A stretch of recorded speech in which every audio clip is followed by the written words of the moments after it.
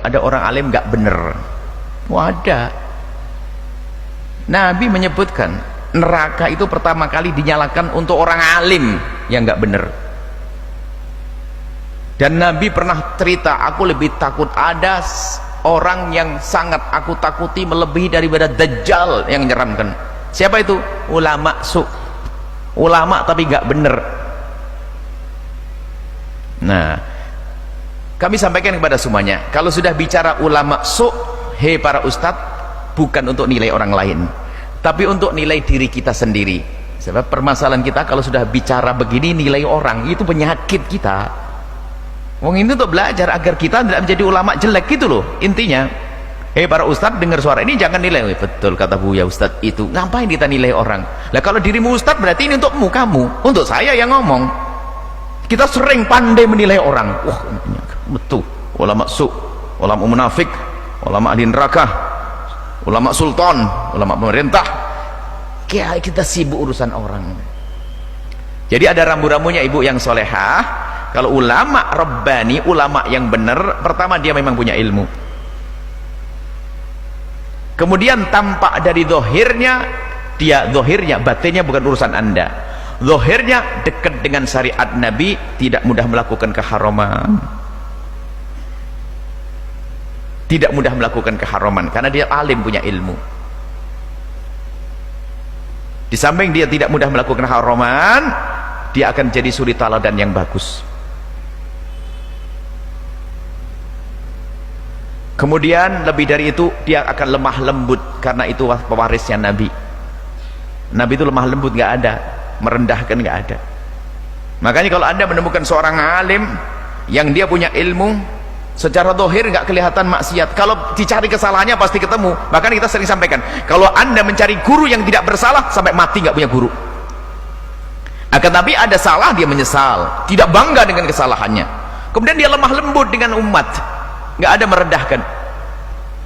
Kiai kok merendahkan orang kiai apa itu? Memang dia sudah jaminan surga? Nggak ada. Akan memandang orang dengan penuh kasih sayang seperti pandangan Nabi SAW. Nggak ada merendahkan, nggak ada mencaci, nggak ada menghinakan. Justru kalau ada orang bermaksiat, dia rindu bagaimana akan saya tolong dia. Nah itulah ciri-cirinya secara umum. Punya ilmu, dia mengamalkan ilmunya, menjauhi kemaksiatan, dia jadi suri teladan yang bagus, lemah lembut dengan umat, dan yang terakhir cinta kepada umat. Makanya kalau berdakwah nggak habis-habisnya dia.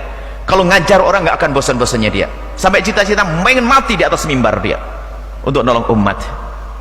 Ini ciri-cirinya. Tapi kalau ada ulama-ulama su, jual agama, jual agama. Dan masuk diantaranya adalah, itu adalah untuk pribadi juga para ustadz. Jika engkau ustadz benar, ustadz hebat, ustadz baik, ustadz yang tulus, tidak akan terpesona dengan pejabat dan tidak akan terpesona kagum dengan orang kaya. Karena Nabi sudah mengatakan, man tawadhu'a li ghaniyyin diginahu daba'an thulutsa dinihi. Kalau ada orang tawadhu kepada orang kaya karena kekayaannya, maka akan hilang 2/3 imannya. Datang kepada kami suatu ketika seorang bupati atau wakil bupati, yang kebetulan dia adalah seorang ustadz, karena di tempat kami itu aman dari pejabat. Tiba-tiba datang kepada saya, dikenakan, Buya, ini adalah seorang ustadz punya pesantren. Terus kemudian dia sekarang jabat jadi wakil bupati.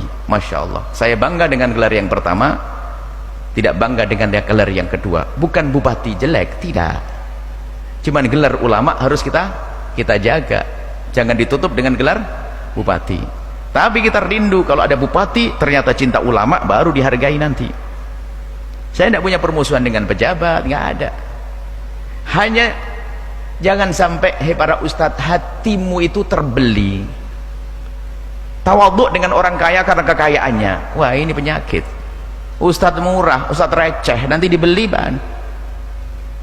Nanti ribut masa pemilihan apa, disumbang berapa sudah goyah. Lah saya itu termasuk orang yang lemah hati saya gampang tergoda barangkali. Makanya Al-Bahjah nggak terima bantuan dari pemerintah biar hati saya aman, kan begitu ya, karena hati saya lemah, saya manusia kok. Jadi saya lemah, diiming-imingi bisa berbahaya nanti. Maka kalau ada orang ini, Buya, ada orang membantu, oh jangan temui saya nanti, daripada hati saya rusak, mending tidak usah temui saya. Buya, ada seorang Pak Haji, dia kaya raya, dia pengusaha besar, dia kata ingin ketemu Buya, mau nyumbang. Oh, jangan temui saya, takut hati saya rusak. Kalau nyumbang saja. Makanya nyumbang saja, tidak usah ketemu saya. Saya kan manusia. Daripada hati saya rusak, tidak usah temui saya. Ya, tidur saya perpanjang lagi nanti. Saya tidur lagi nanti bangun. Kalau ingin silaturahmi, mau wadal, silahkan. Tapi kalau anda bercerita mau membantu dan sebagainya, takut biarpun itu bantu pondok, kadang-kadang ada hawa nafsu kita. Karena saya lemah, maka harus saya protek, saya waspada. Godaan berat bagi saya. Nah, makanya termasuk tandanya adalah dia tidak mudah dibeli. Urusan perpolitikan harus adil dia, nggak hanya karena pondoknya ditawari bantuan sedikit langsung berubah pikirannya, nggak ada itu. Ulama murahan begitu tuh, sudah begitu dibohongi lagi, nggak dibuatin pondok. Nasib buruk dia. Semoga Allah menjaga. Jadi insya Allah anda akan ketemu guru yang baik dimanapun ada, di mana-mana ada, Bu, guru yang baik ada, ikhlas, tulus, ya, mendekatkan kita kepada Allah ada.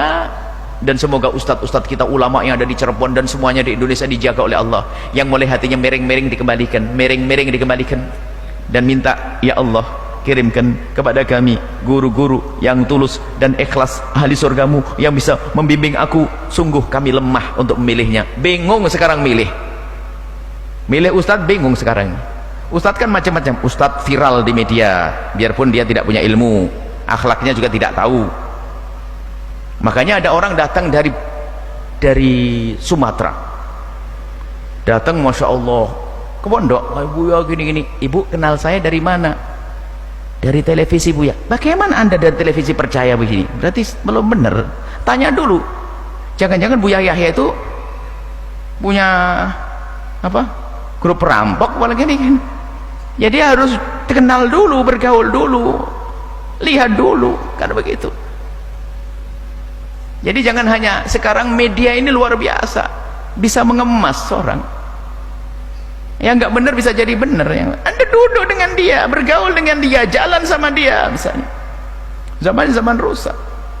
Tapi di sisi itu, ibu yang solehah, selagi anda bukan ulama, satu kunci yang paling istimewa, husnudzon. Biarpun anda husnudzon ternyata dia iblis, anda selamat, ya kan? Anda husnudzon sama seorang guru, husnudzon, tahu-tahu gurunya pembohong, bukan urusanmu. Urusanmu adalah urusan husnudzon dengan Allah dan hamba Allah, anda selamat. Yang rugi ustadznya, ustadz penipu. Tapi saya bicara tadi kepada semua para asatid, jaga hati. Ayo kita semuanya saling tolong menolong, saling menjaga. Jangan sampai kita kebawa kepada hubud dunia, cinta menjual agama hanya karena kepentingan sesaat, lalu kita menjadi terhinakan. Harus ada kekuatan. Kemudian kalau kita sebagai orang awam, husnudzon kepada ulama Rasulullah, dan jangan masuk wilayah caci maki. Hari ini Habib diadu, Ustadz diadu, dengan Habib. Wah, ada yang main. Dari dulu iblis ngadu domba, sampai kisah anak Adam, Qabil dan Habil berantem. Yang satu masuk surga, yang satu adalah zalim.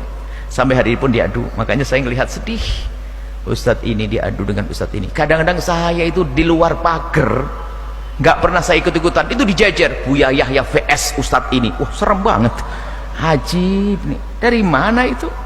Buya Yahya vs, kalimat saya dipotong, diadu sama Ustadz ini. Muridnya bisa marah dengan saya tidak tahu apa-apa, mana ada. Makanya yang ingin melihat omongan kami secara utuh harus kepada channel resmi Al-Bahjah TV sama Buya Yahya di YouTube. Kalau bukan itu, hati-hati. Bisa saja dia orang yang mengambil tujuan baik, ada yang memang untuk mengadu domba. Wallahu a'lam bishawab.